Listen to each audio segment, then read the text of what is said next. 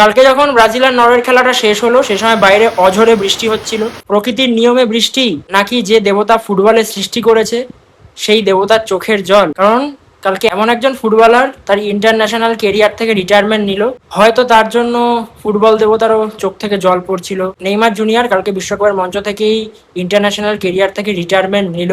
এমন একজন football legend যে সারা জীবন প্রিন্স হয়েই থাকবে, কখনোই কিং হতে পারবে না। কালকে যদি ব্রাজিল আর নরওয়ের ম্যাচটা নিয়ে আসি, ম্যাচটা কিন্তু 50-50 ম্যাচ ছিল, আর নরওয়ে কিন্তু ব্রাজিলের কাছে আনবিটেন। সেটাই হয়তো নরওয়েকে একটা বাড়তি তাগিদ জুগিয়েছে। অনেকে বলছে যে ব্রাজিলের আগের মতো সেই শিল্প নেই, সেটা একদমই ঠিক।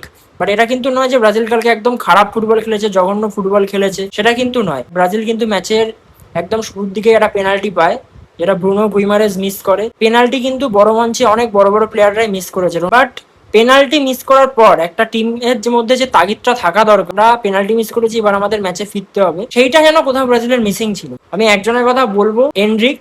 কালকে ভিনিসিয়াস জুনিয়র অসাধারণ একটা বল বাড়ায়, বাট এনরিক সেটাকে মিস করলো, আমার মতে ক্ষমার অযোগ্য মিস। কিন্তু 75 মিনিটের পরে গিয়ে হালান্ড একটা ভেসে আসা ক্রস থেকে হেডে গোল করে দেয়, 1-0 হয়ে যায়। আর এমন সময় ব্রাজিল গোলটা খায়, সেখানে কিন্তু ব্রাজিল টিম চাপে পড়ে যায়। নেইমার 30 মিনিট মাঠে ছিল, যখন ব্রাজিল অ্যাটাক করছে সেই সময় কিন্তু একদম শেষ মুহূর্তে হালান্ড আবার একটা স্ট্রাইক করে, সেখান থেকে হালান্ডের আবার একটা গোল।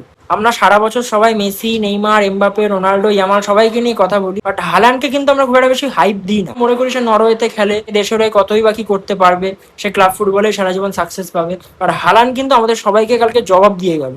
নরওয়ের মতো দেশে খেলে এই মুহূর্তে মেসি আর এমবাপের সাথে কারেন্ট ওয়ার্ল্ড কাপে জয়েন্ট টপ স্কোরার, নরওয়েকে কিন্তু নেক্সট রাউন্ডে নিয়ে গেল, মানে কোয়ার্টার ফাইনালে নিয়ে গেল। যদি নরওয়ে সেমিফাইনালেও চলে যায় সেটাতেও কিন্তু অবাক হওয়ার কিছু থাকবে।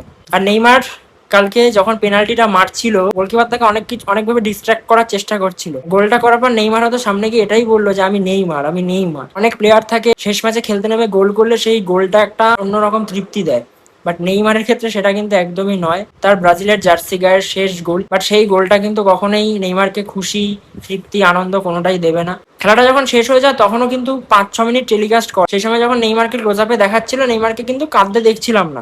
আমার মনে হচ্ছিল যে হয়তো কাঁদছে না, কারণ সে মেনে নিয়েছে হারটা।